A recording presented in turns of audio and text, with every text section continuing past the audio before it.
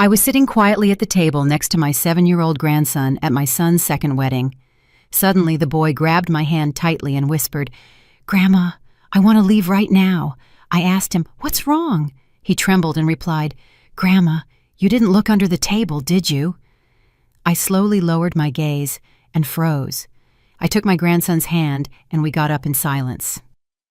I'm so glad you're here. If you're watching this video, please like and subscribe to the channel, and tell me in the comments where you're listening to my story of revenge from. I want to know how far it has reached. I was sitting in the middle of the wedding hall, a ballroom aglow with candlelight, right next to my little grandson, the boy I love more than life itself. Today was the wedding of my son, Alex, to his second wife, Ava. My little boy, Leo, was busy pushing his red toy car back and forth across the immaculate white tablecloth. His clear eyes seemed immersed in a world of his own, where the noise of the adults around him didn't exist. I looked at him, and my heart softened. I carefully straightened the tiny bow tie at his neck, a gesture as gentle as if I were caressing the memory of his mother, Maria, whose every tender smile I still remember as if it were yesterday. The soft melody of the jazz band filled the room, blending with the murmur of conversations and the clinking of wine glasses. The ballroom was decorated with impressive luxury, with arrangements of pristine white roses on every table, and the candlelight reflected on the gleaming silver plates. I looked up, searching for Alex. He was busy going from table to table, toasting to thank the guests, with a radiant smile that seemed to want to hide the emptiness I knew he still carried in his heart since Maria left. In the distance, Ava, my son's new wife, stunning in her beaded wedding dress, posed for photos with her friends. Her smile was perfect, without a single cloud, as if the whole world belonged to her. I looked at her and felt something strange in my chest, a weird sensation, but I tried to ignore it, telling myself I was just being overly sensitive. Waiters moved gracefully between the tables, serving more wine, clearing empty plates, and arranging the napkins. An elderly couple sitting at our table turned to me with a kind smile. "How fast Leo is growing up. How old is he now, Betty?" I smiled and replied in a soft voice, "He just turned 7. Time flies." Then I turned to cut a small piece of cake to give to Leo. The boy looked up, his eyes shining with gratitude, but he immediately lowered his head again and continued pushing his toy car, as if only that toy was the place where he felt safe. Suddenly, Leo stopped. His little hands stopped pushing the car, and his round eyes looked at me with a seriousness that was not normal for him. I was a little startled. A bad feeling ran through my body. He grabbed my hand tightly. His little fingers were ice cold. In an urgent voice, he whispered, "Grandma, I want to leave right now." His voice trembled, as if he were holding back a fear he couldn't explain. My heart raced. I leaned over him and put a hand on his shoulder. "What's wrong, my boy? Tell me what it is." Leo shuddered, pressing his lips together, and then he whispered so softly that I had to lean my ear closer to hear him. "Grandma, you didn't look under the table, did you?" His words were like a cold knife that went through my chest. A terrible anguish began to grow inside me, making it hard to breathe. I tried to stay calm and stroked his hair, but his gaze, the panicked look of a boy of just 7, prevented me from ignoring it. "It's okay, my love. Let your grandma look," I said, trying to make my voice sound calm to soothe him, although I felt my own heart was pounding. Carefully, I lifted the edge of the white tablecloth and looked into the dark space under the table, where the wooden legs of the chairs and Leo's little shoes were swinging. And then I saw it, a small piece of paper, folded in 4, lying there, right next to Leo's chair. It was so small that it was almost lost in the darkness, but its presence chilled my blood. Leo huddled against me, his little hand gripping my arm as if seeking refuge. I felt his agitated breathing. Every tremor seemed to tell me that something was very wrong. I crouched down completely, and with a trembling hand, I picked up the paper. The people around us were still laughing and toasting, but at that instant, my entire world shrank until it was just me, Leo, and that damned paper in my hand. I unfolded it. The dim candlelight on the table was enough to read the scribbled words, "Table 8, add shrimp to the child's serving." A few words, but they were like a direct punch to my heart. I felt the blood turn to ice in my veins and the air get stuck in my chest. Leo is severely allergic to shrimp, something my whole family knows perfectly well. A single piece of shrimp would be enough to put his life in danger. Who could have written this? Who could be so cruel? Right on my son's wedding day. I squeezed Leo's hand, feeling his little fingers tremble in mine. I stood up abruptly, not caring about the surprised looks from the people around me. The elderly couple nearby stopped talking and looked at me with concern. I hugged Leo with all my strength, as if I feared he would vanish if I let him go. The laughter and music continued, but for me, everything had become a heavy, suffocating silence. Memories of other times flooded my mind, taking me out of that gleaming wedding hall and back to the years when our family was whole. I once thought my son's home would always be filled with laughter, but life, like a sudden gust of wind, extinguished that flame of happiness, leaving me with scars that would never heal. I remember Maria, my first daughter-in-law, like I remember the morning sunlight streaming through the window at dawn. Her smile was tender and warm. She always made me feel like I was in the arms of a true daughter. Maria never raised her voice, never did anything that worried me. She was one of those people who, just by looking at them, made you feel at peace. I still remember those very windy afternoons in the suburbs of Phoenix when I would arrive at Alex and Maria's little house. The laughter of Leo, who had just started to walk, echoed in the backyard as he chased a colorful rubber ball. Maria would be on the porch with a basket of freshly picked vegetables, smiling as she watched her son. "Mom, Betty, try the chili I made. See what you think," she would often say to me, her voice full of pride as she placed the warm bowl in front of me. I would sit there, eating and talking with her about simple things, while Leo crawled on the floor clinging to an old toy car. But the most beautiful and also the most painful memory is the night Leo became very sick. He had a very high fever. His little body burned, and his eyes could barely open, with no strength left even to cry. Maria held him while tears rolled silently down her cheeks. "Mom, Betty, I'm so scared," she whispered, her voice trembling. I sat next to her, taking turns to place damp cloths on his forehead, trying to calm her. "Don't worry, honey. The boy is strong. He's going to be okay." But inside, the worry weighed on me like a stone. I stayed up with Maria until dawn when the first rays of sun appeared, and Leo's fever finally broke, and he fell asleep in his mother's arms. Maria turned to me, her eyes red, but with a faint smile. "Thank you, Mom. Without you, I don't know what I would have done at that moment." I just took her hand and squeezed it tightly, as if I wanted to tell her that I would always be there for her and for Leo. I thought that this little family would be happy forever, like a song that never ends. But then, one fateful afternoon, everything fell apart. The phone rang while I was washing dishes in the kitchen. The cold voice of a police officer came through the line. "Mrs. Williams, we regret to inform you that there has been an accident." I don't remember how I finished hearing the sentence. I just know that my hands were shaking so much that I dropped a plate on the floor and it shattered. Maria was gone in an instant when a truck that lost control hit her car on the highway outside the city. I stood there, paralyzed, feeling the world crumble in front of me. Maria's funeral was on a day of torrential rain. The drops fell nonstop, as if the sky was also crying for her. Leo, who was only 4 years old then, was in my arms, confused, looking at everyone with his innocent eyes, not understanding what was happening. "Grandma, where is my mommy?" he asked in his little voice. I hugged him tightly, swallowing my tears, and whispered, "Your mommy is in a very beautiful place, my love." But inside I felt shattered. Alex, my son, collapsed in front of the coffin, his shoulders shaking, and he couldn't say a word. I knew he was trying to be strong, but his gaze was empty, as if a part of his soul had gone with Maria. After that tragedy, Alex changed completely. He buried himself in work. He would leave home very early and wouldn't return until Leo was already asleep.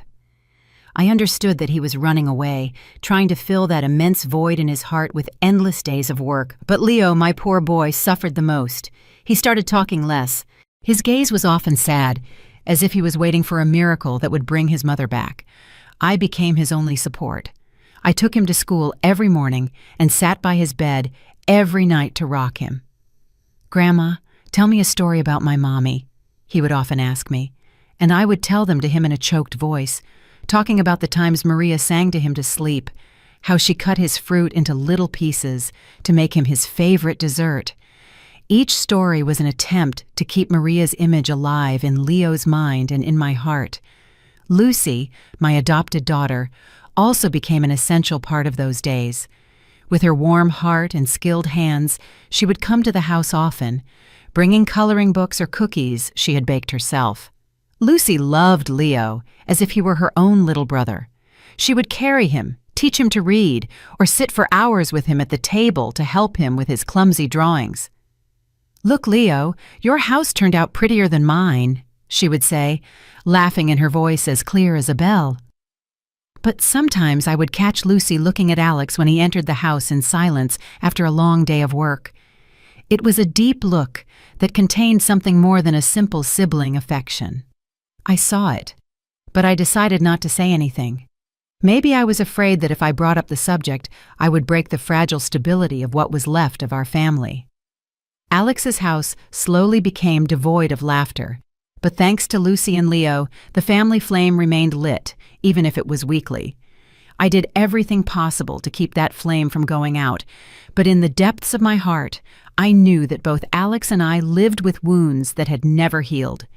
Every time I saw Leo sleeping, I saw Maria's features on his little face, and my heart would ache again. The memory of that afternoon is still as clear in my mind as if time had not passed. I was sitting in my small living room, listening to the sparrows singing in the yard, with a heart full of mixed feelings.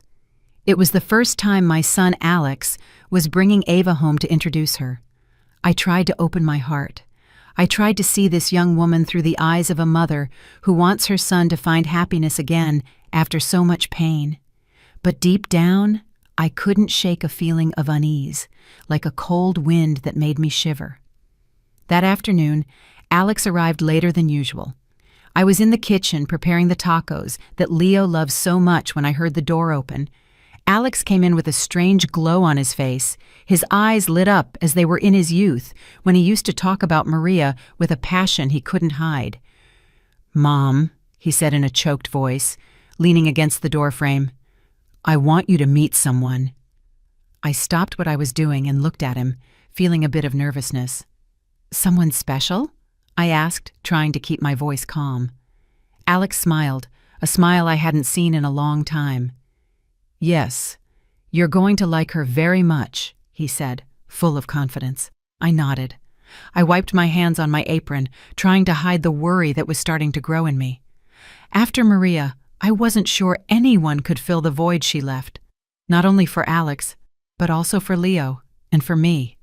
That night, Ava appeared. She entered my house in an elegant light blue dress, her hair perfectly styled in waves that framed her face, and her lips painted a soft red that curved into a smile.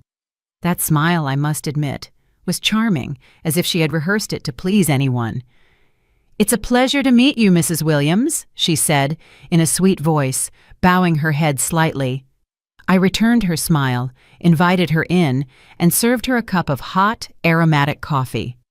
"Your house is so cozy," Ava said, as her eyes scanned the family photos hanging on the wall, where there was one of Maria hugging a very tiny Leo.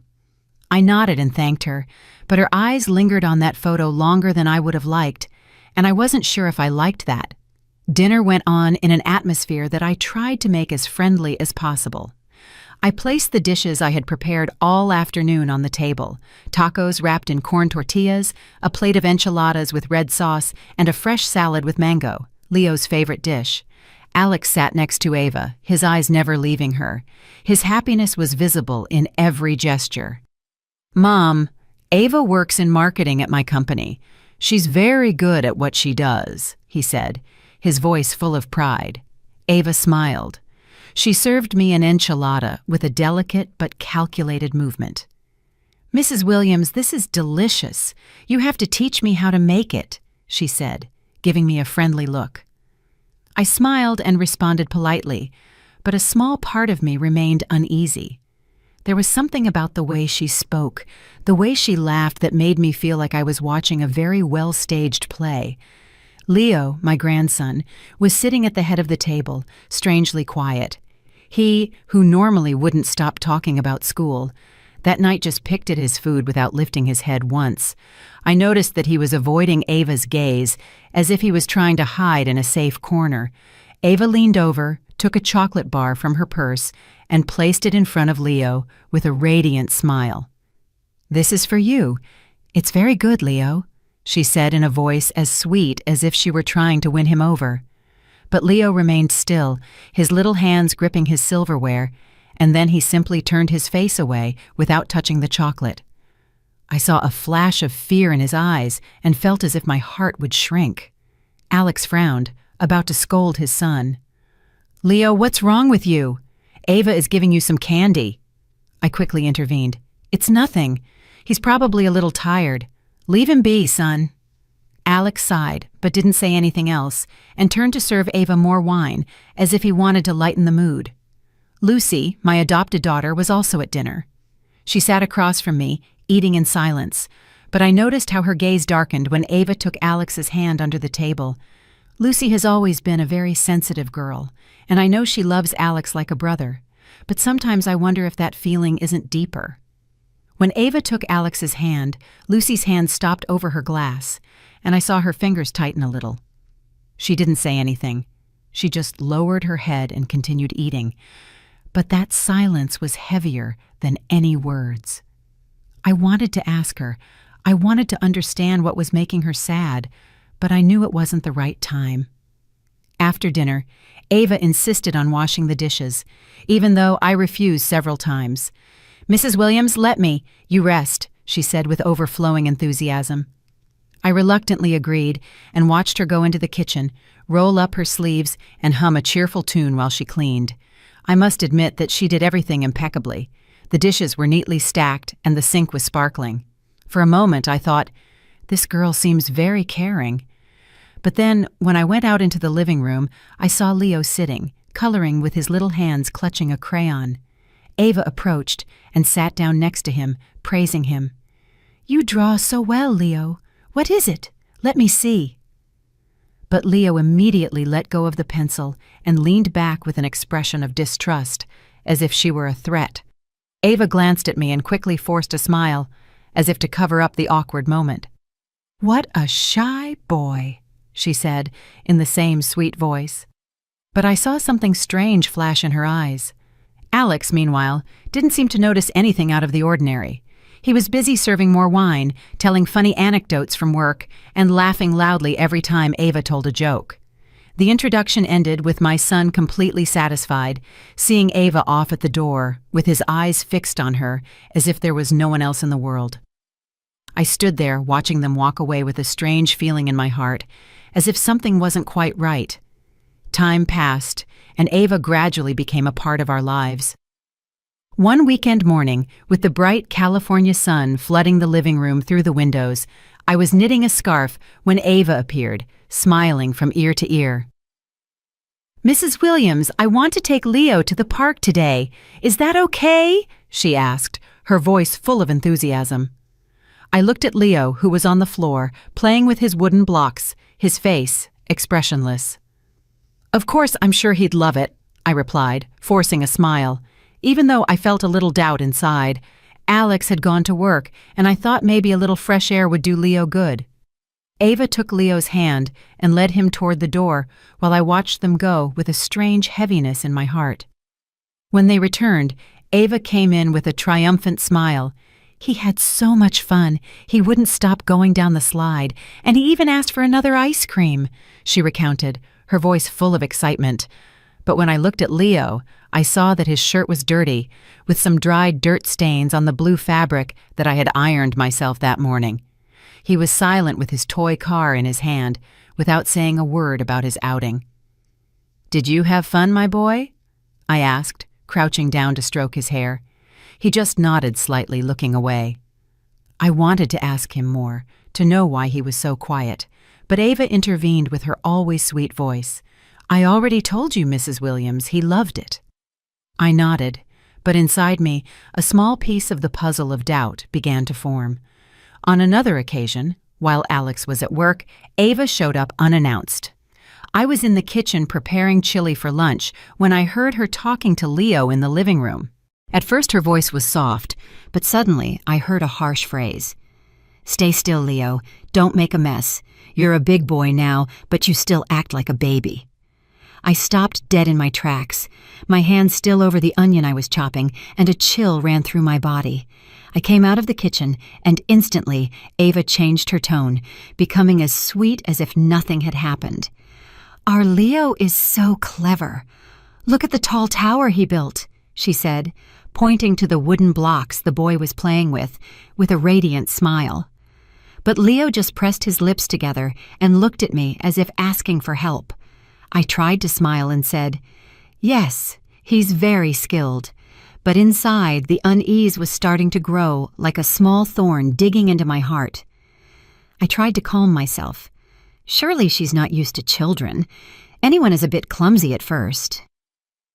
Leo's 7th birthday is a memory I will never forget. Lucy, my adopted daughter, spent all morning baking a chocolate cake, Leo's favorite. When she arrived with the cake and placed it on the table with its candles lit, Leo shouted with joy. His eyes lit up for the first time in months. "Aunt Lucy, this is my favorite cake," he exclaimed, running to hug her.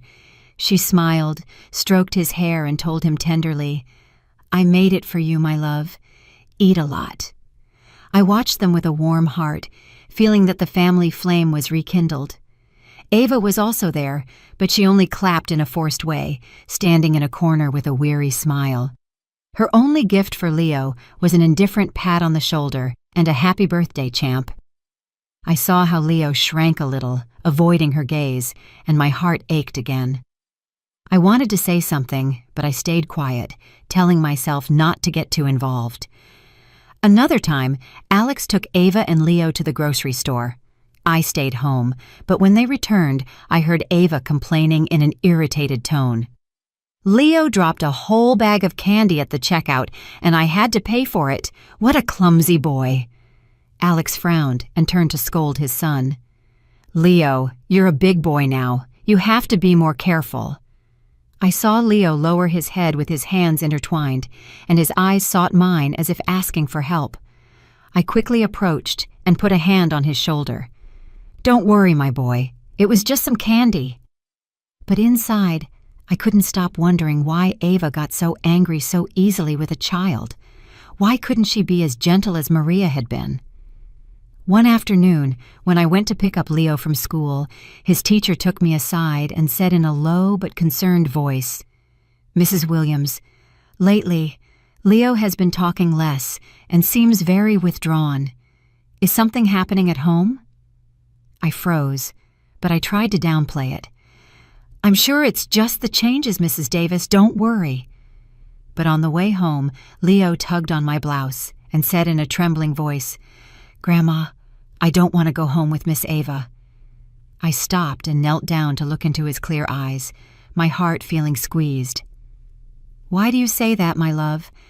"Miss Ava loves you," I said, but as soon as I said it, I knew I was wrong. Leo shook his head, with firm determination in his gaze. "No, Grandma, she doesn't love me." I stroked his hair, trying to calm him, but inside, I couldn't deny that the boy was telling the truth. Lucy, who was nearby, had heard everything.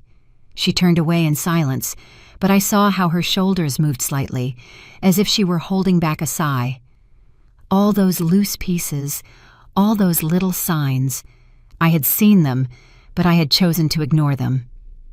And so the day of my son's wedding arrived.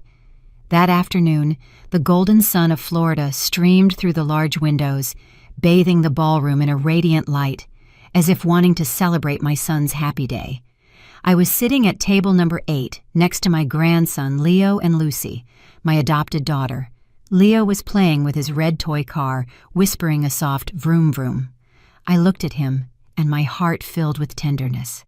Lucy, in a simple beige dress, was sitting on the other side, leaning over from time to say something in Leo's ear, with a smile as sweet as the morning sun. "Eat another little piece of bread, my boy," she said, breaking off a small piece for him. I smiled at the sight, feeling a little comfort in my heart. Although our family had gone through so much pain, the presence of Lucy and Leo was always the fire that warmed my soul. Alex, my son, dressed in an elegant navy blue suit, was walking between the tables, toasting with relatives. His face was overflowing with happiness. His radiant smile seemed to want to erase the dark years that followed Maria's death. I looked at him, feeling a mix of pride and sadness. I wanted to believe that he had found a new happiness, that Ava, the dazzling bride in her beaded wedding dress, would give him a new home. But every time my gaze met Ava's, who was laughing loudly in front of the cameras, never letting go of her wine glass, I felt a small thorn digging into my heart. Her smile was too perfect, like a carefully placed mask. The soft melody of the jazz band played, blending with the lively conversations of the guests. The waiters moved discreetly, serving appetizers, crispy crackers, an aromatic cheese dip, and plates of fresh shrimp elegantly decorated. I noticed that Leo only took a cracker and then carefully pushed the shrimp plate away. I frowned and asked him in a low voice, "Don't you like this, my love?" The boy shook his head, looking away as if he were hiding something. I wanted to ask him more, but a close relative interrupted, saying cheerfully, "And Leo is behaving well, Betty? Look how big he's gotten." I smiled and replied, "He's a smart little man now." But inside, I couldn't help but worry. Leo had never refused food in such a strange way. In the distance, I saw Ava's gaze turn to our table. The smile on her lips seemed to tighten for a second, just enough for no one to notice, before she turned to continue toasting with another guest. I tried to dismiss my uneasiness, telling myself I was overthinking, but then everything changed in an instant. Leo, who was still playing with his toy car, pushed it too hard, and the toy rolled onto the floor. The boy quickly crouched down to pick it up, but I saw him freeze, his eyes wide, fixed on something under the table. I leaned over to ask him what was wrong, when Leo pulled out a small piece of paper, folded in 4, with trembling hands and a pale face. He immediately clung to my hand and whispered urgently, "Grandma, let's go, please. Let's go now." My heart started pounding, as if it wanted to jump out of my chest. "What's wrong, my boy?" I asked, trying to stay calm, but Leo's panicked look prevented me from doing so. Trembling, he repeated that question that chilled my blood. "You didn't look under the table, did you?" His words were like a cold knife that paralyzed me. I crouched down, lifted the white tablecloth, and my eyes scanned the dark space under the table. The little paper was lying next to his chair, a harmless object but full of menace. I picked it up with trembling hands, feeling the world shrink around me, leaving only Leo, me, and that damned paper. I unfolded it.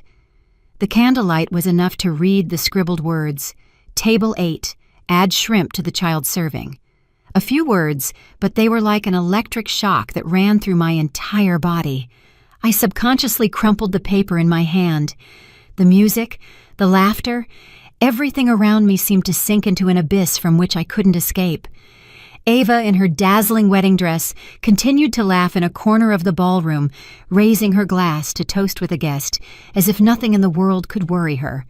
Alex was busy taking photos with his co-workers, with a radiant smile that seemed to confirm that this was the happiest day of his life. But for me, everything in that ballroom was a farce, a curtain that hid the terrible truth I had just discovered. I squeezed the paper tightly, feeling it burn my skin. Leo, the grandson I loved more than my own life, had almost become the victim of an evil plot, right on his father's wedding day. I turned to Lucy, my adopted daughter, who was sitting next to Leo. Her eyes were filled with concern when she saw my expression. "Take care of Leo, please," I said, trying to stay calm, although I knew I couldn't hide the tremor in my voice. Lucy nodded, pulling Leo closer to her and hugging him tightly like a protective shield. "Where are you going?" she asked me in a low voice, but full of anguish. I just shook my head without answering because I didn't even know what I was going to do next. I quickly went out into the hallway, my legs heavy, as if they were carrying lead, but with my heart pounding, urging me to act. Near the bar, I saw a group of waiters chatting. Their laughter sounded like a painful contrast to the storm that was raging inside me. I recognized David, the young man who had brought the food to our table several times. He had a kind face and a friendly smile, but at that moment, I couldn't think about that. I walked straight up to him, put the paper in his face, and asked in a firm voice, "Do you know who sent this paper?" David looked at the paper, and his face changed instantly. His carefree smile turned into an expression of panic. "My God, this is my paper," he stammered, his hands trembling as if he wanted to snatch it from me. "A woman gave it to me, and I accidentally dropped it when I was carrying the tray." His words were like a ray of light in the midst of confusion, but they also agitated me even more. "Who gave it to you?" I insisted, almost shouting, completely losing my composure. David took a step back, confused. "I don't know her name, ma'am. She just told me to give it to the chef. The paper didn't say who sent it." Rage exploded inside me like a burning fire. "All the more reason," I said, getting closer, my voice trembling with anger and fear. "You know my grandson is severely allergic to shrimp. A single piece could kill him." David turned pale, his eyes wide with horror, and shook his head frantically. "Ma'am, I really didn't know.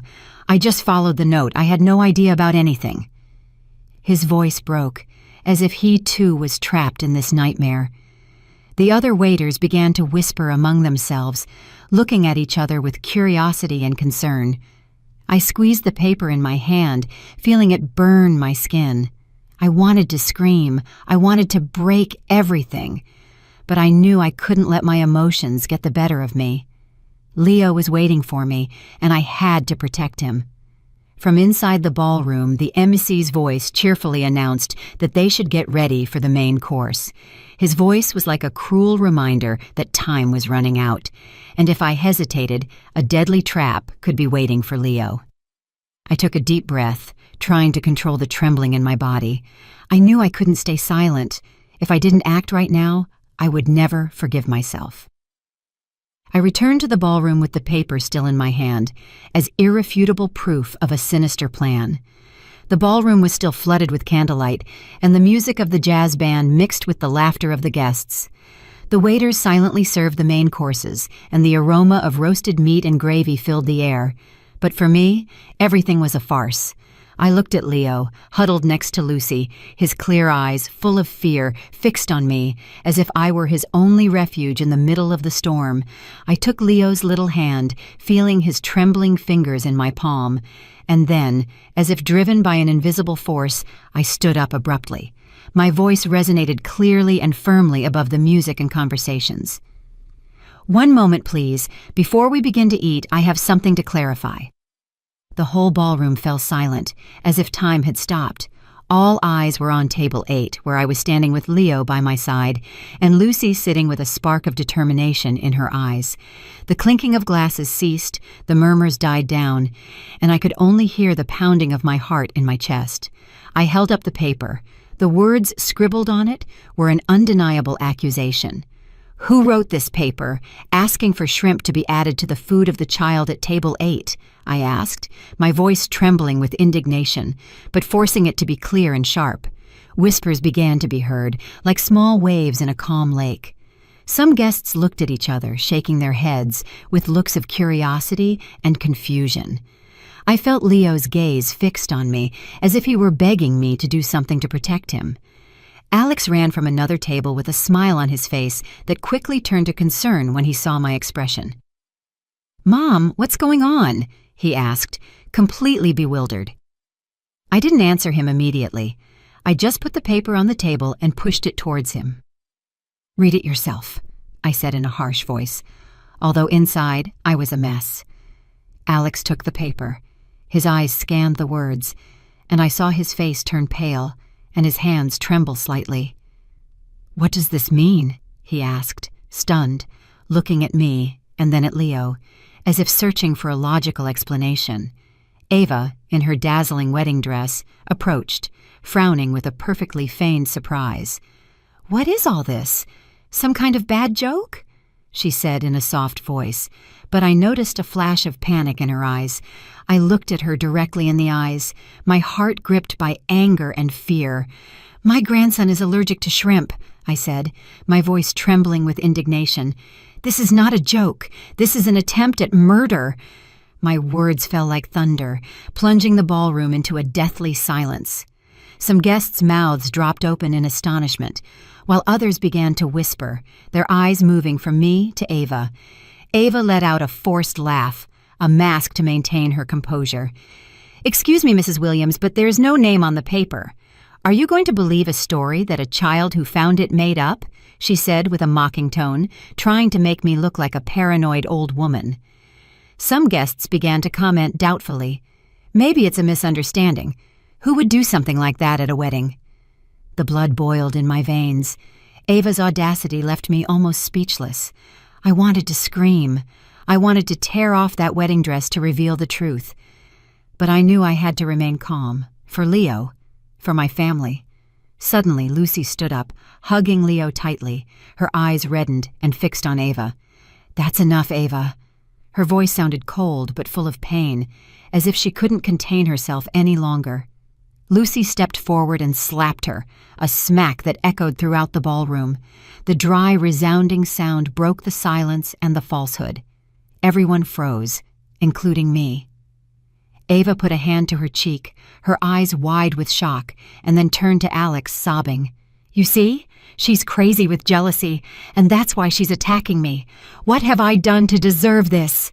Lucy didn't back down, her fists clenched and her voice broken with rage. "The only wicked person here is you. You wanted to harm an innocent child at your own wedding." Her words were like a knife that cut through the heavy air of the ballroom.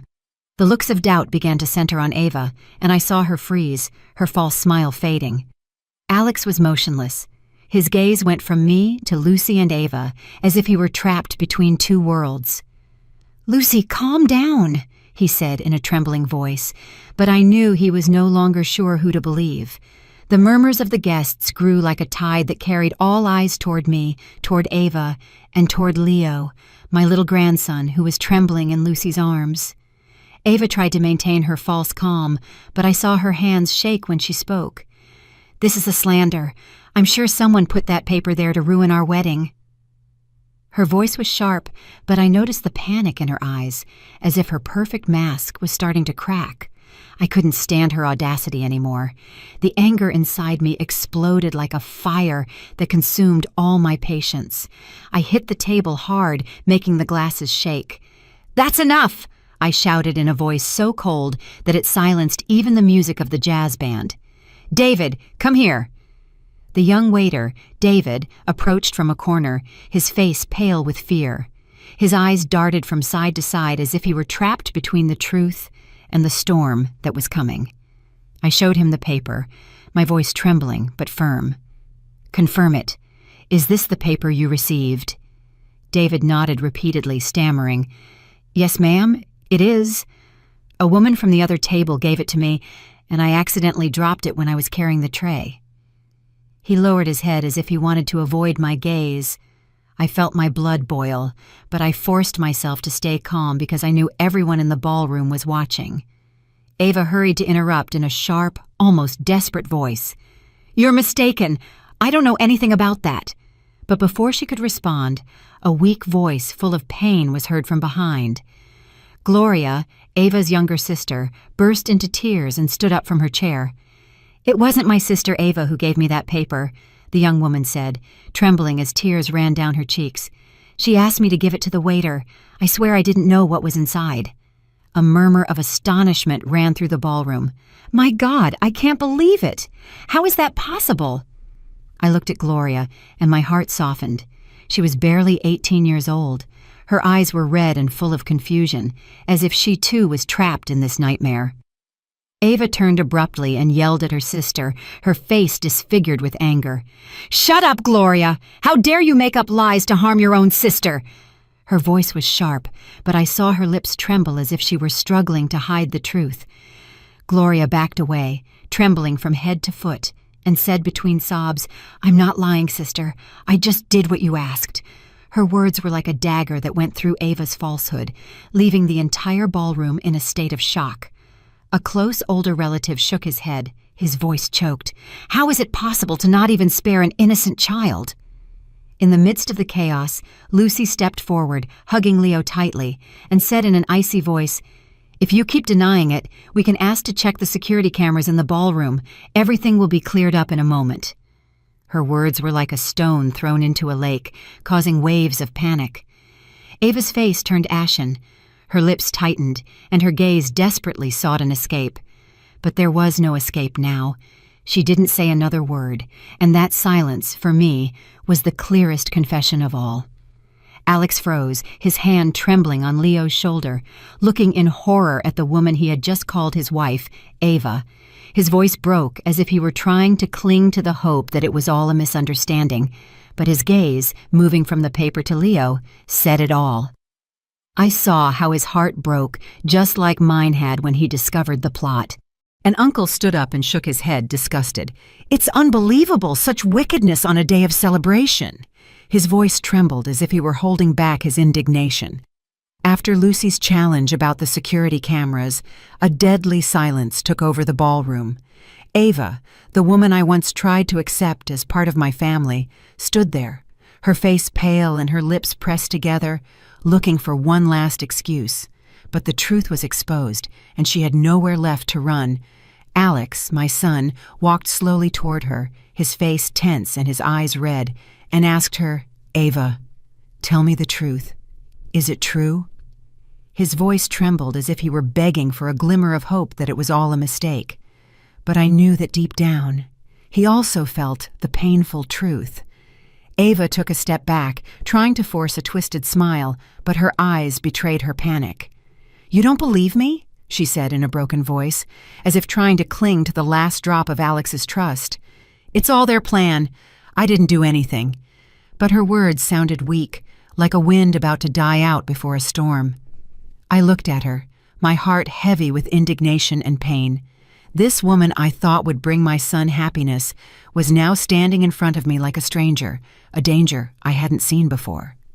Lucy, my adopted daughter, put a hand on Alex's shoulder and said in a voice she was holding back with all her might, "Leo almost died because of this woman." Her words were as sharp as a knife.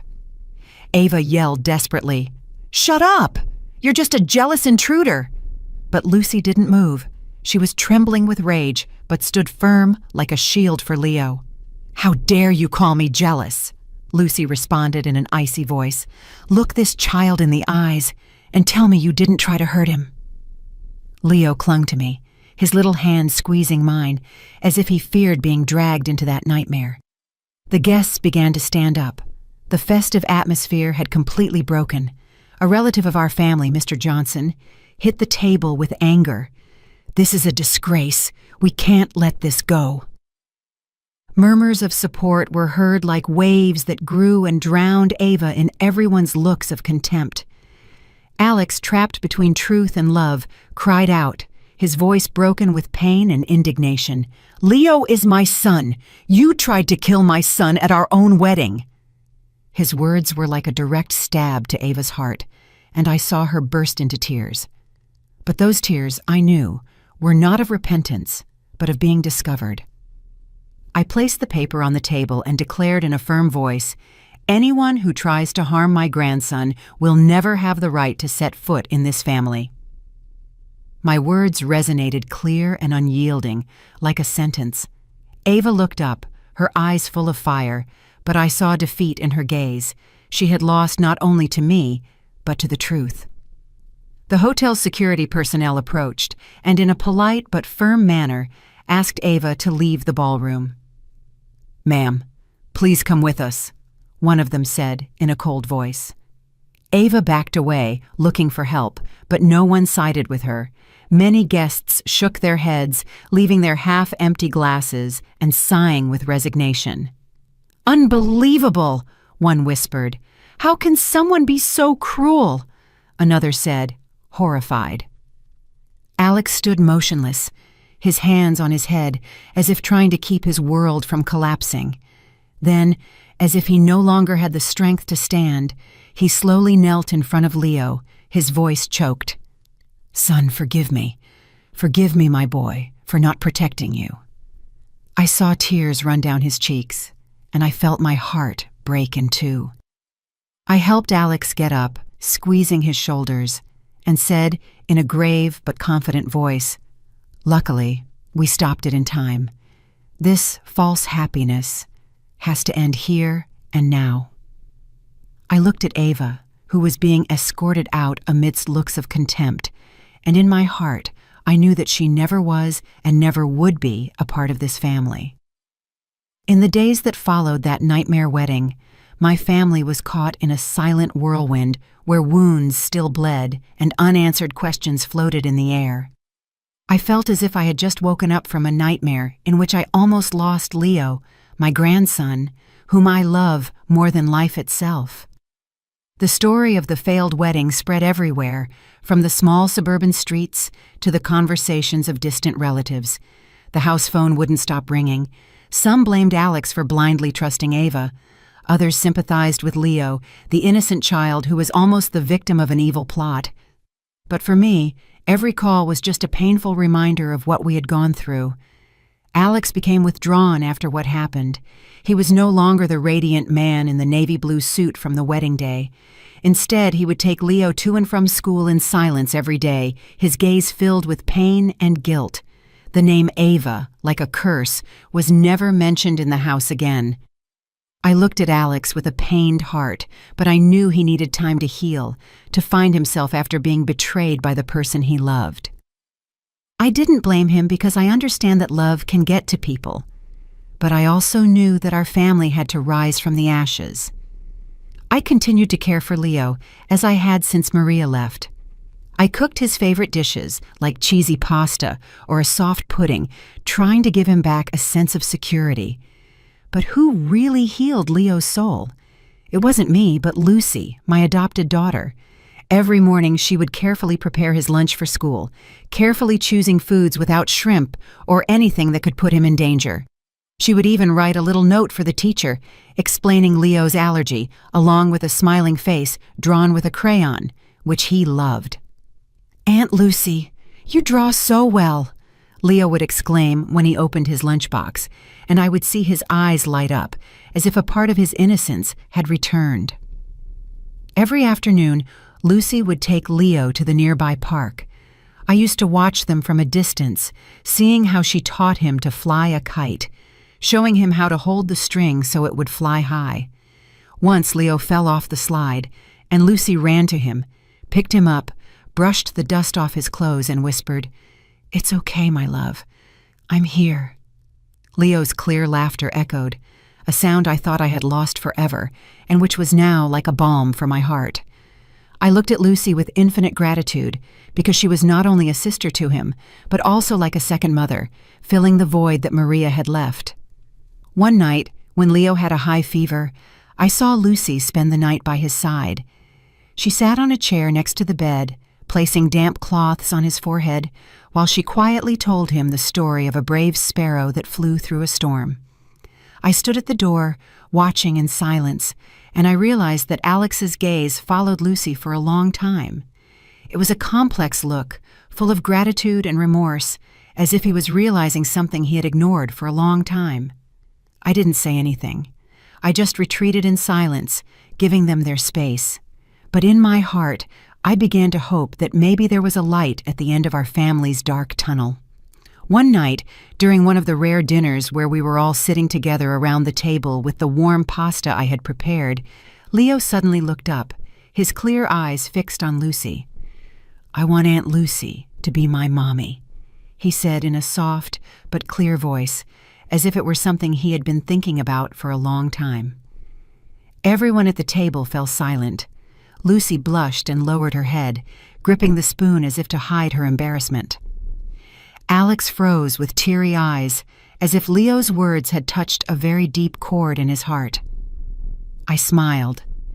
I put my hand on Alex's shoulder and said in a warm voice, "True happiness, son, doesn't come from a dazzling wedding dress, but from a sincere heart that knows how to love."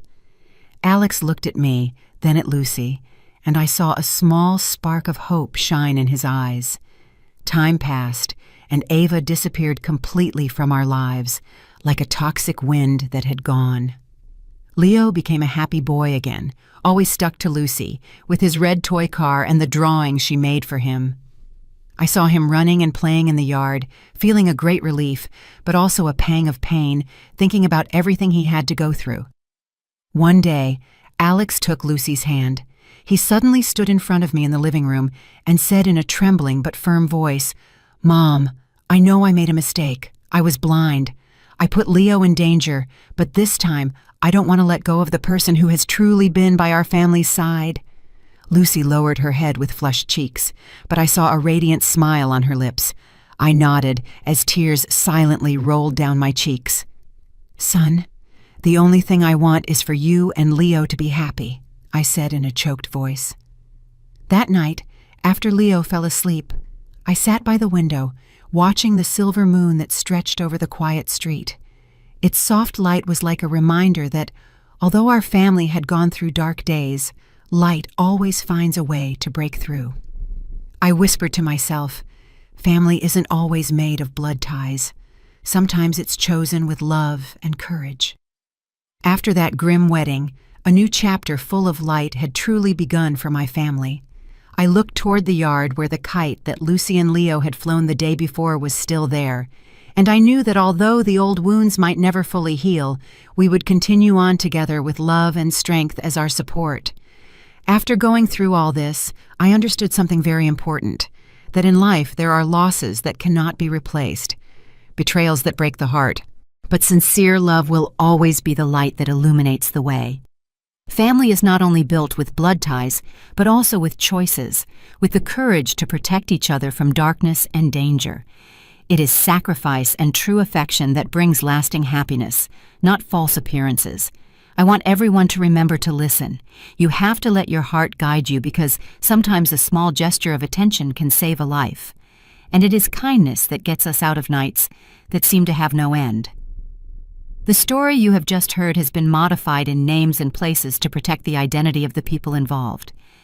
We do not tell this to judge, but with the hope that someone will listen and stop to reflect. How many mothers are suffering in silence inside their own homes? I truly wonder. If you were in my place, what would you have done? Would you have chosen silence to maintain peace? Or would you have dared to face everything to reclaim your own voice? I would like to know your opinion because every story can become a candle that lights the way for others. God always blesses us, and I am sure that courage will lead us to better days. Meanwhile, on the final screen, I will leave you two of the channel's favorite stories. I am sure you will be surprised. Thank you for staying with me until this moment.